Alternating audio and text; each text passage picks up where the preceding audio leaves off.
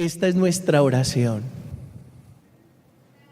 Nosotros, los cristianos católicos, oramos todos los días con la Eucaristía.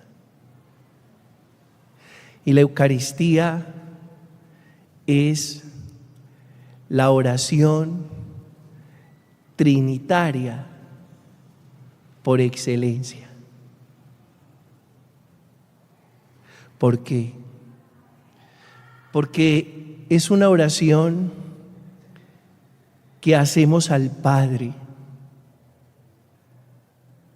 Por eso en las oraciones colectas decimos: oremos, Dios Todopoderoso, oh Padre Todopoderoso y Eterno. Es nuestra oración al Padre. Y en esa oración al Padre, Jesús es el contenido de la oración, con la palabra y el pan.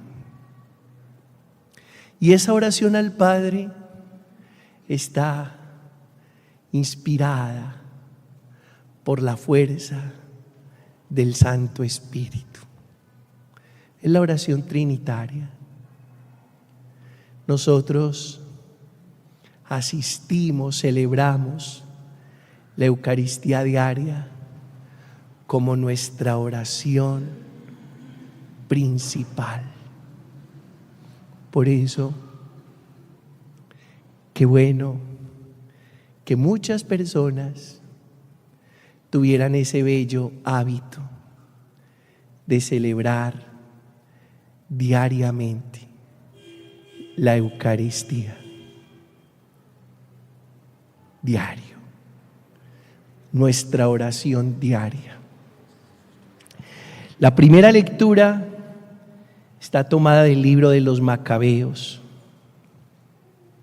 Y dice el texto que la mamá de estos 7 hijos los estimulaba para que fueran a la muerte. Pero no porque la mamá quisiera la muerte de sus hijos, sino porque la mamá deseaba la fidelidad extrema de sus hijos. Lo mismo Dios. Y no es que Dios quiera la muerte de Jesús, pero sí lo asiste para que Jesús vaya hasta el final en fidelidad. ¿Y por qué fidelidad? Hoy pudiéramos preguntarnos: ¿qué sentido ser fiel hasta el final? Es una pregunta que nos hacemos. Porque antes la oración era la siguiente: morir antes que pecar. Y hoy es pecar antes que morir. ¿Qué pasó? ¿Dónde se perdió el creyente? ¿O dónde se perdió el ser humano creyente? Se perdió en la confianza. ¿Por qué? Porque la fidelidad brota de la confianza en el Señor. Sin confianza en el Señor, no tenemos el suficiente estímulo para ser fieles. Solo puede llegar a ser fiel el que sabe en quién ha puesto su confianza. Por eso, la fidelidad y la confianza van de la mano. Y como el hombre de hoy ha perdido su confianza en Dios y ha decidido confiar en la ciencia, entonces, ¿qué sentido tiene serle fiel a Dios. Pero cuando uno sabe que la confianza está puesta en el Señor, viene consigo la fidelidad. Dice el apóstol Pablo en la carta a los Romanos en el capítulo 5, la esperanza no defrauda, porque el amor de Dios ha sido derramado en nuestros corazones por el Espíritu que hemos recibido. Confianza y esperanza producen fidelidad. Sin confianza en Dios y sin esperanza en Dios, no hay manera de ser fiel a Dios. ¿Por qué? Porque usted, ¿qué le va a ser fiel a alguien del que no espera nada? ¿Y usted para qué le va a ser fiel a alguien del que no confía nada? ¿Verdad? ¿Usted por qué le es fiel a esa persona? Porque espero de ella y porque confío en ella. Y por eso hay que fortalecer todos los días nuestra confianza y nuestra esperanza en el Señor, que produce la fidelidad. Ahora, también la fidelidad a Dios es consecuencia de la fidelidad de Dios. ¿Por qué eres fiel a Dios? Porque Dios ha sido fiel. ¿Y en qué consiste la fidelidad de Dios? Primero, la fidelidad de Dios consiste en que aunque nosotros seamos infieles, Él permanece fiel. Segundo, en que Él no permite que seamos probados por encima de nuestras fuerzas. Crean firmemente en eso. Dios no permitirá, porque es fiel, que tú seas probado por encima de tus fuerzas. Por eso, si te está pasando algo, es porque Dios lo ha permitido. No porque lo haya querido, pero lo ha permitido. Y si lo ha permitido, es porque puedes con eso. Si no pudieras con eso, no lo permitiría. No lo permitiría. Eso es una de las razones de la fidelidad de Dios, que no permite que seas probado por encima de tus fuerzas. Porque el Señor conoce las capacidades de cada uno de nosotros. Por eso en el Evangelio dice que a uno le dio 10 minas. Tenía capacidad para trabajar esas 10 minas. A otro le dio 5 minas. Tenía la capacidad para las 5 minas. A otro le dio una sola mina.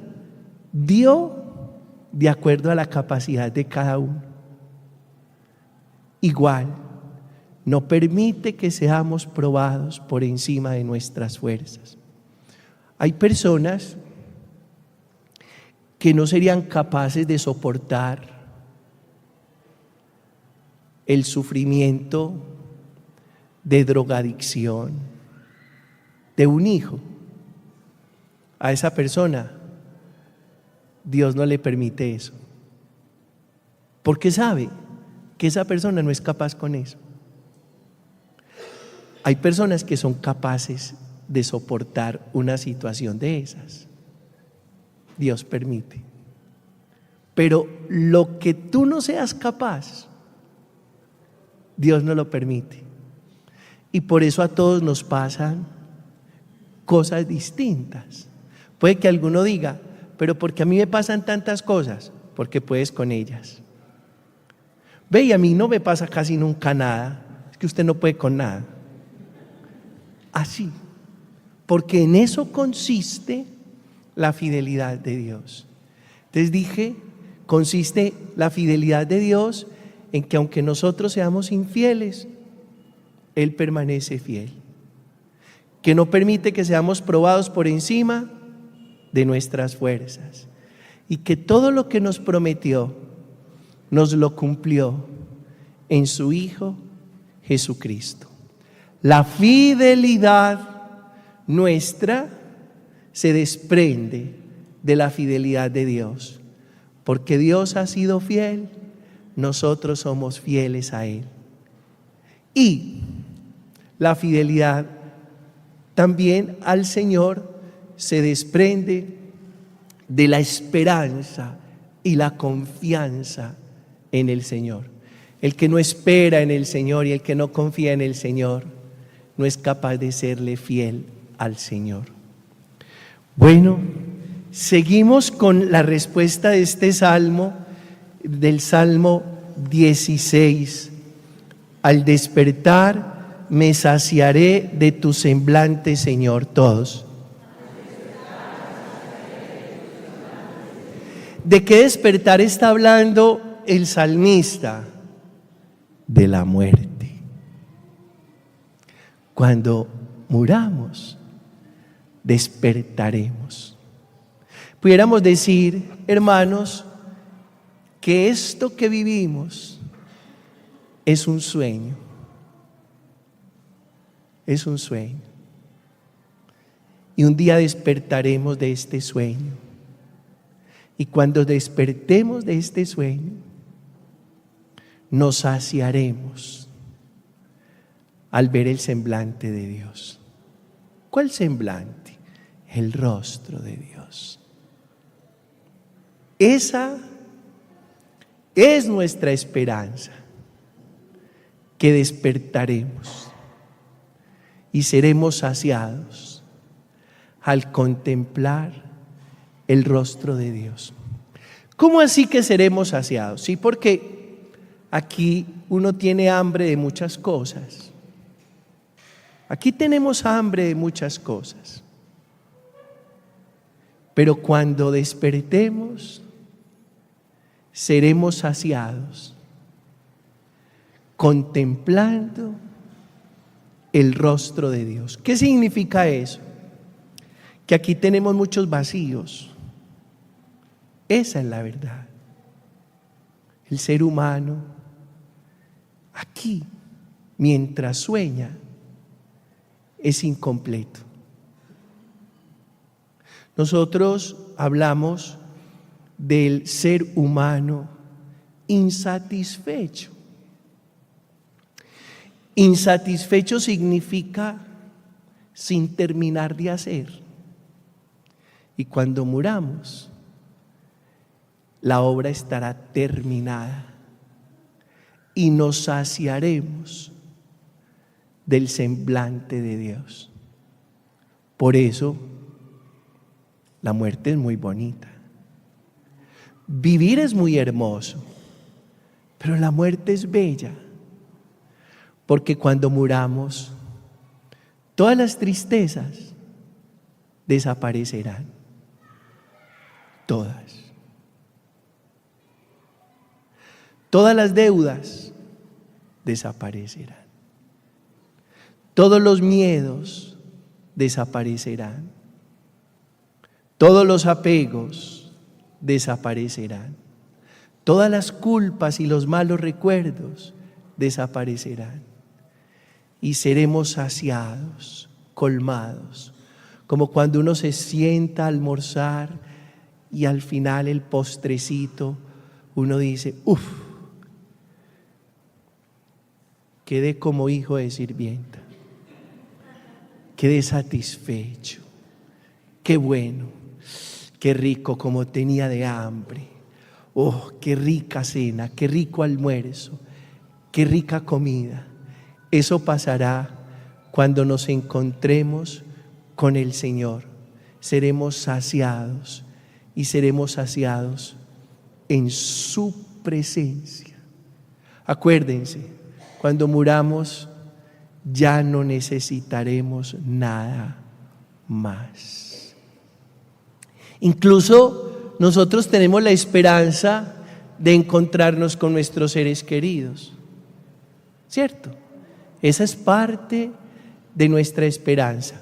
Pero fíjense, cuando mamá estaba viva, me preguntaba: mi hijo, yo lo voy a esperar en el cielo. ¿Cómo te irás a poner de contento cuando murás y nos encontremos en el cielo? Y le dije: mamá, hay dos cosas. Una, que por la esperanza cristiana creemos que nos encontraremos. Dos, que antes de encontrarme contigo, me voy a encontrar con Dios. Y cuando ya me haya encontrado con Dios, no será tan importante encontrarme contigo, porque al despertar me saciaré de tu semblante, Señor.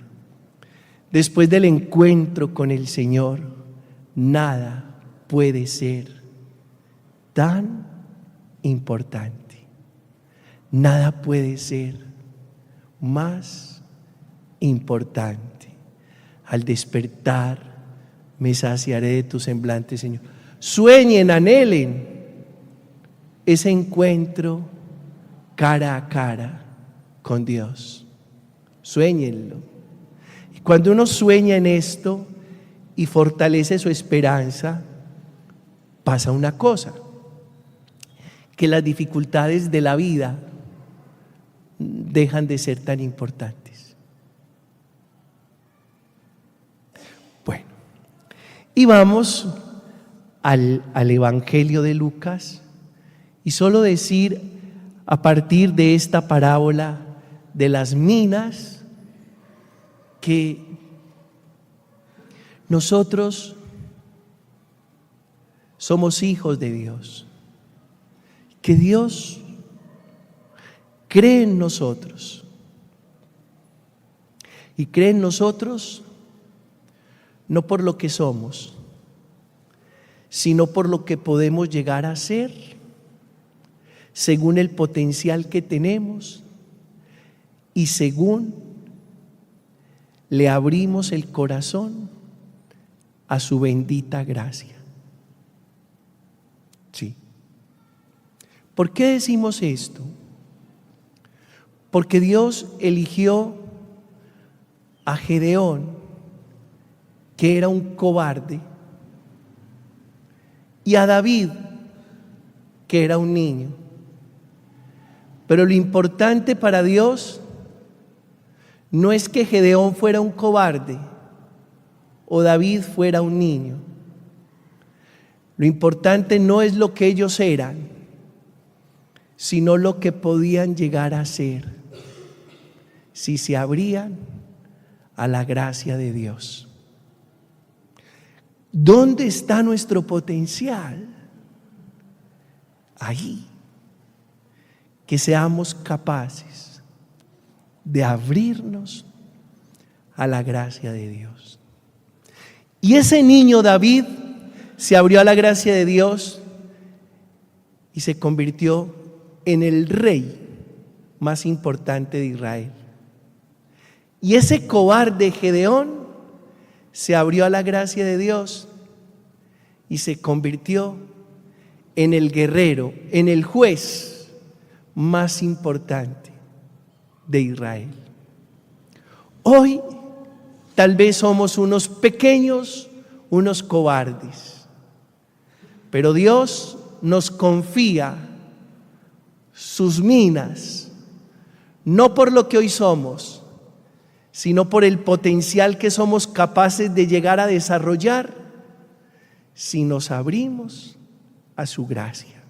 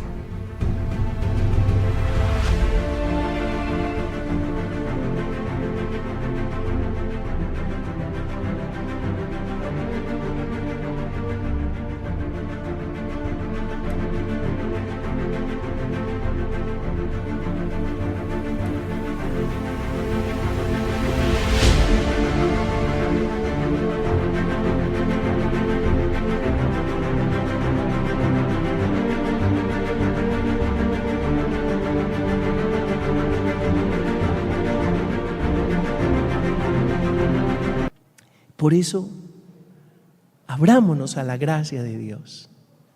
¿Qué importa que hoy seamos cobardes y pequeños? Dios siempre tiene un plan mayor con cada uno de nosotros. En nosotros hay un potencial que tal vez no conocemos, pero que Dios sí conoce. No nos imaginamos de lo que podemos llegar a lograr en la vida.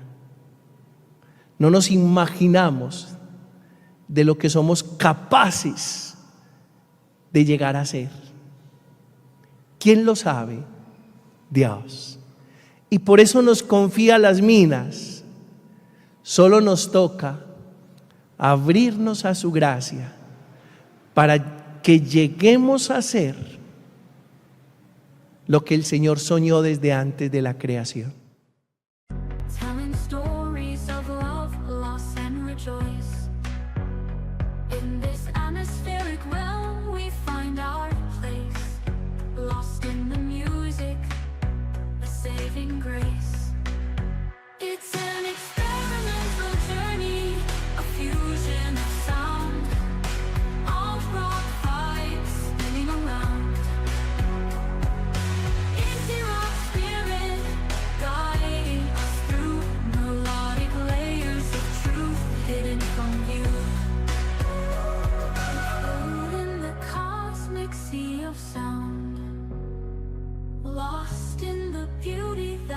Found the chill vibes washing over us like a wave.